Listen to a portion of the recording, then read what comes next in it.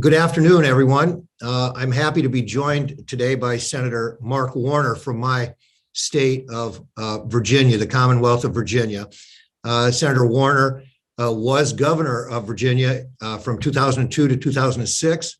He was in the private sector, very successful businessman for a couple of years, ran for governor in 2000, or ran for senator in 2008, and was just reelected to his third term. The senator is on every important committee for us in the Senate: the Finance Committee, the Banking, Housing, and Urban Affairs Committee, the Budget Committee, and he is the chairman of the Senate Intelligence Committee. So we're delighted to have him here today. He's in the middle of everything. It's very active time in Washington. I don't need to tell everybody that. And on top of the normal things that all the senators are focusing on, the senator's daughter is getting married this weekend. And I know that that's a very, very important thing for you, Senator. And we're delighted to have you. By the way, one other thing, the senator is a deal maker. Every time that there's a deal, an important deal, whether it was last year on COVID legislation or this year trying to get the bipartisan infrastructure bill put together, it was Senator Warner right at the middle of it, making sure that it got done. And if there's nothing more than we need now is deal makers that will try to find a path forward. So we'll get right into it. Senator, it's Thursday afternoon here, and the House just sent a bill to the president to make sure that the government stays open. So we've got that crisis kind of behind us for a while, but obviously the bipartisan infrastructure bill, reconstruction, the debt bill, you've got your hands full. Well, how do you see things? What are your priorities? What do you think we ought to be thinking about? Well, Jeff, first of all, thank you for your friendship and the Real Estate Roundtable. This is a group I have appeared before many times over the years. Appreciate your input, and you and your team do a good job helping to educate me and my colleagues on how we get this stuff. First and foremost, don't screw up. And luckily today, I think we've taken at least one of those potential screw ups off the table by passing the funding of the government until early December. It is, let me assure you, like anybody who's viewing this, it is crazy that we run these up against deadlines all the time. But that one will be in the rearview mirror for the next couple of months. On the debt ceiling, I think there is no higher priority than making sure we don't blow through the debt ceiling. We have this political standoff where the Democrats, of which I'm one, say the Republicans say we raise the debt ceiling with no hassle for 3 times under President Trump. Why are you guys changing the rules? And I do think it is wrong and unfair of Leader McConnell to be changing the rules, but it is what it is. I would point out if I was in real estate, the single biggest concern I would have would be us blowing through the debt ceiling or getting very close and putting our full faith and credit of the United States in jeopardy again.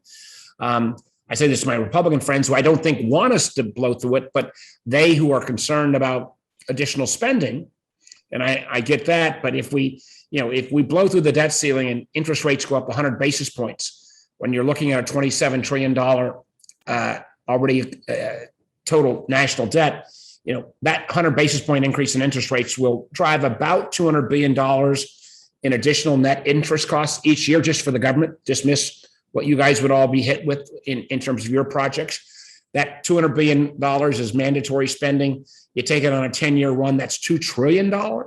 So avoiding the debt ceiling crisis is far and away my highest priority. I think we will work it out, but how we actually get there remains to be seen. I think the next, and maybe by the time this goes out, we may have seen a little bit of surprise, and that the kind of standoff that going on in the House, we may have passed, and I do think we will ultimately pass, if not today, sometime over the next couple of weeks, the bipartisan infrastructure plan. That is, $550 billion of net new spending over 5 years. And again, if you're in the real estate business, making sure you've got not only roads and bridges, but water systems, resiliency, high-speed internet connectivity, broadband, a smarter grid, all things that are in this bipartisan bill. And frankly, it's enormously popular, 69 votes in the Senate. As somebody wants President Biden to succeed, we ought to get that done. Then the last piece, which obviously probably has got most of your members' most attention, which is the so-called reconciliation bill, the second half of more kind of human investments from childcare to early childhood to pharma prices coming down, to a host of other initiatives around green energy. That's where I'm sure people are watching very closely. The rubber hits the road, both in terms of spending initiatives, many of which I support, although I do worry about the ability of the federal government to implement what was originally supposed to be close to 15 new initiatives simultaneously, but also then how we pay for them. And again, areas from the pass-through provisions to a host of other provisions that I know are of enormous concern and interest to the Real Estate Roundtable. Thank you, Senator. We are incredibly focused on the debt ceiling bill. You're very right that would be quite catastrophic to the country and certainly to our industry that relies on the debt, the access, the availability of credit and capital and so forth. So we're focused on that. We very much want this infrastructure bill as well. You worked out a very thoughtful bill there, I think. And then on the last one, we've been concerned that industries would be singled out. But so far, what's been coming on the table from the House is preserve 1031 exchanges and preserve different things. I know you were concerned about, I think you were concerned about the step up in basis and things like that, and that's okay. This partnership and pass-through issue is something, and we'll discuss with you that because it's a little out of balance, corporations and pass-throughs now for the first time in 40 years. This would be an unusual situation. But what are your priorities just in general as you go into negotiations on the tax component? Well, let me first of all make a real appeal to you and to all your members. And that is to please, on this debt ceiling, you got to weigh in. You got to weigh in with members on both sides of the aisle. I think it is irresponsible, frankly, for my Republican friends to say, all right, Democrats, you got to do it all on your own. But listen, if that's the way it is, let us do it all on our own. Do not, put up legislative roadblocks to passing a debt ceiling with 51 votes in the Senate. We will eat the crow or whatever else we have to eat, but you guys have got to weigh in. Because if the business community doesn't weigh in, this could get extraordinarily dangerous, number one. Number two, in terms of my priorities, I've got some initiatives that are smaller. I've got a very interesting initiative in the housing market that would grant first-generation, first-time home buyers, which are disproportionately people of color, the ability, if they can meet a 30-year mortgage, to actually subsidize the interest rates so they could get that 30-year mortgage, pay that payment out, but you get a 20-year mortgage instead. So accrue more equity to start dealing with the racial wealth gap. I've got some ideas in the tax code that would reward companies who invest in upskilling their workers. They are relatively small compared to some of the numbers that are being thrown around.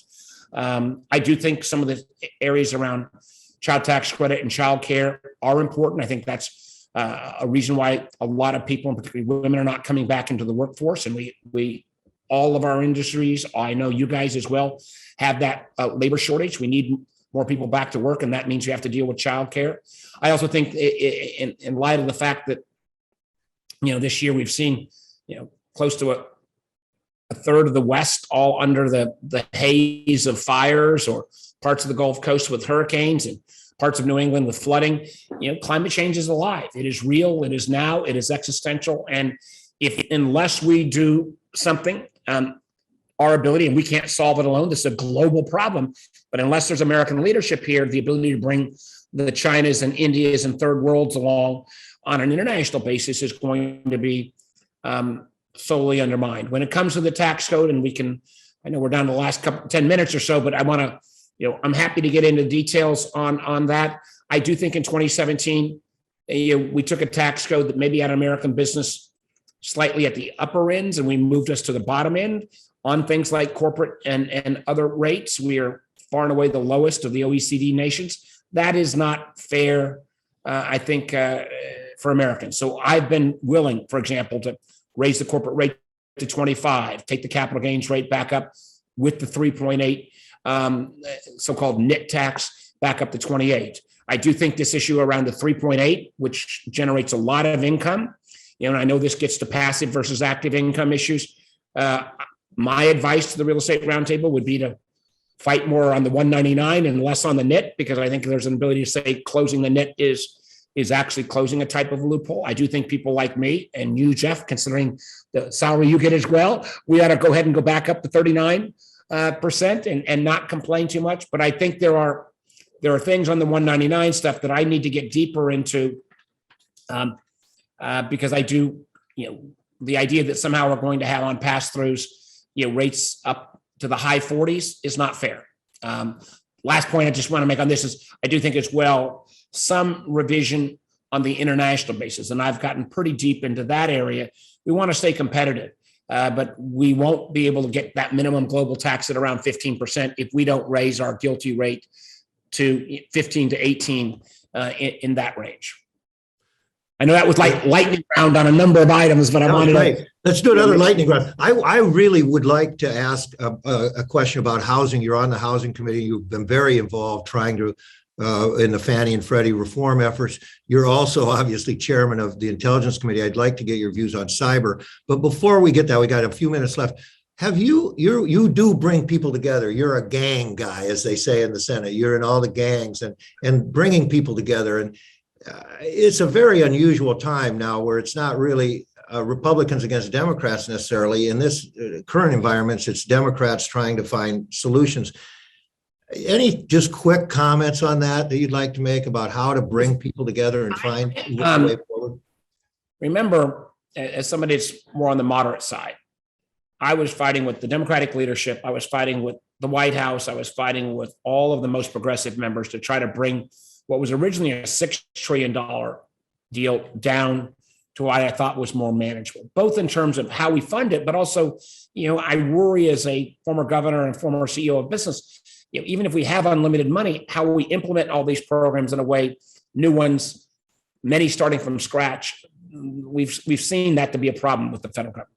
So I was able, I reluctantly went to a $3.5 trillion number.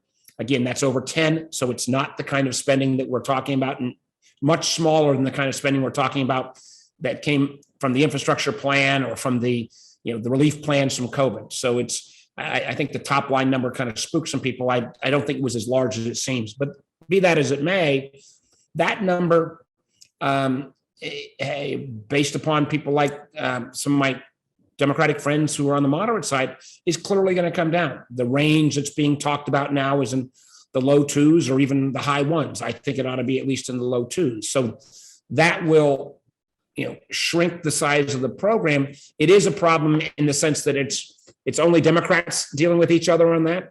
Infrastructure was bipartisan. If we get to cyber incident reporting is broadly bipartisan. But this bill around changing the tax code and making some of the clean energy or childcare or other investments, that's going to be all Democrats, which maybe does not increase my leverage ability necessarily. Well, we wish you well on that, and we'd like to help. As you know, we think of ourselves as a positive voice to find a way to yes on these last two topics. Housing. Many of the roundtable members that are involved in housing, and whatever we can be helpful on there.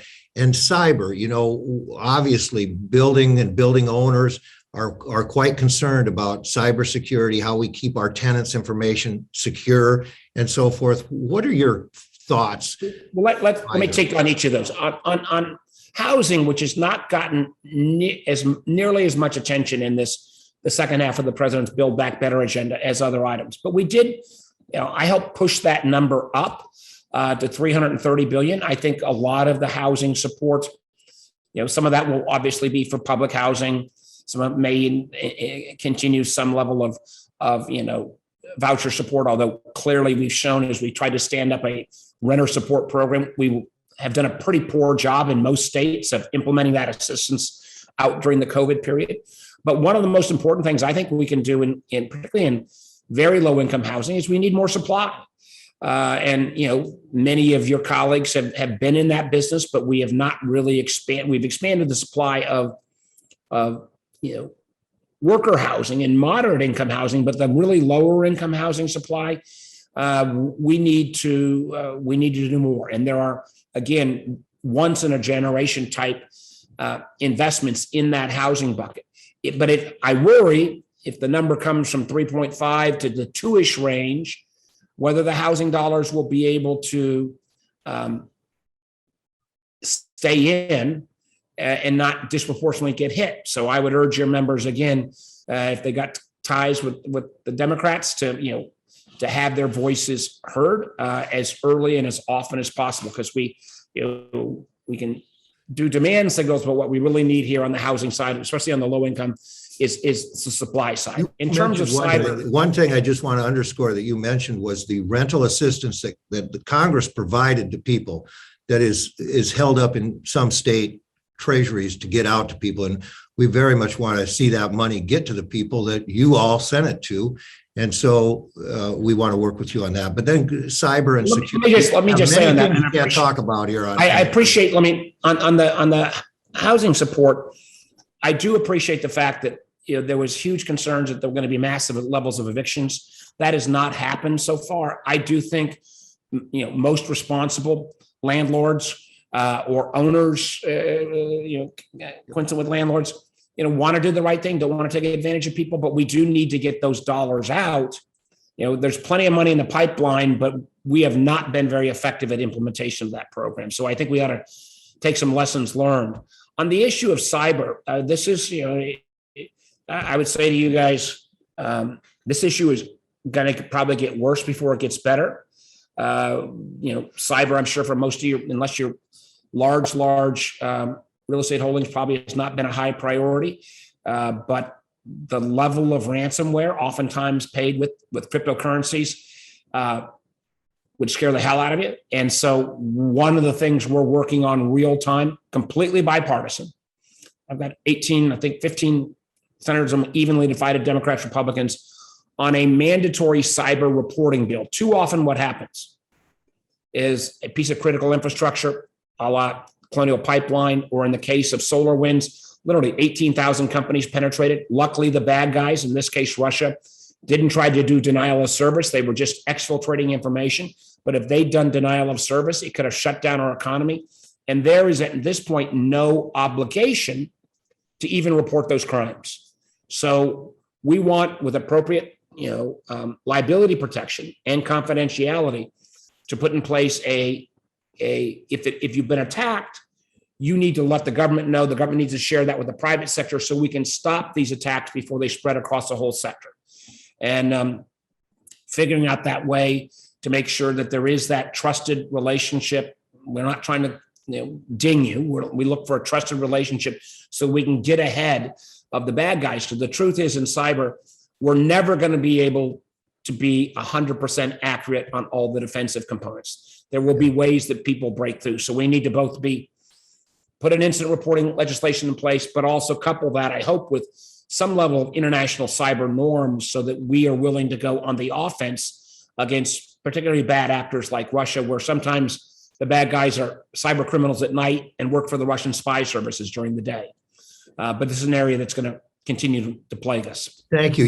It may, just a suggestion, we have an information sharing analysis center, which is, for the commercial facilities sector, building owners, stadiums, all of those are part of our relationship with the DHS and the FBI to share information. And it may be that something in your bill, we could help facilitate that information, through the ISAC. Most industries have ISACs, as you probably well know. We want to simply, not with a heavy hand of government, but make this a little more uniform across all sectors. I mean, we all follow the Colonial Pipeline and what it did to gas prices and shutting down gas stations. Challenge was there were a couple other pipelines that got hacked simultaneously that they didn't even report. Jeff, I very much said to me, they're closing the vote, and the last thing I want to do is say I was talking to a bunch of real estate guys and missed voting on a key person. So you go do the government and the Lord's work and the country's work. And thank you so much for your time today, and best of wishes to you and your family this weekend. It's a great day. Thank you, Senator, for your time. Thanks, my friend. Be good. Bye-bye. Well, obviously, we thank Senator Warner for his time today. It's a very, very busy time. Thursday afternoon, we will be meeting next Tuesday, October 5th in Washington. Who knows what will have occurred here between now and then. We're hopeful the bipartisan bill will have passed. We're making inroads, positive inroads on the tax provisions. As everyone, I think, knows, the House tax bill basically holds real estate harmless. We do have these issues surrounding how pass-through entities, LLCs, partnerships, subchapter S corporations are treated versus a corporate income. We have some other issues in there. We're very pleased that they're talking about encouraging low-income housing, more rehabilitation, tax credits and tax money and funds to help make your buildings more energy efficient. So we have a lot to talk about next Tuesday. And I know that our chairman, John Fish, our past chair, Deb Cafaro, and our board of directors and everyone is looking forward to seeing you Tuesday. So see you then. Thank you very much. Have a good weekend.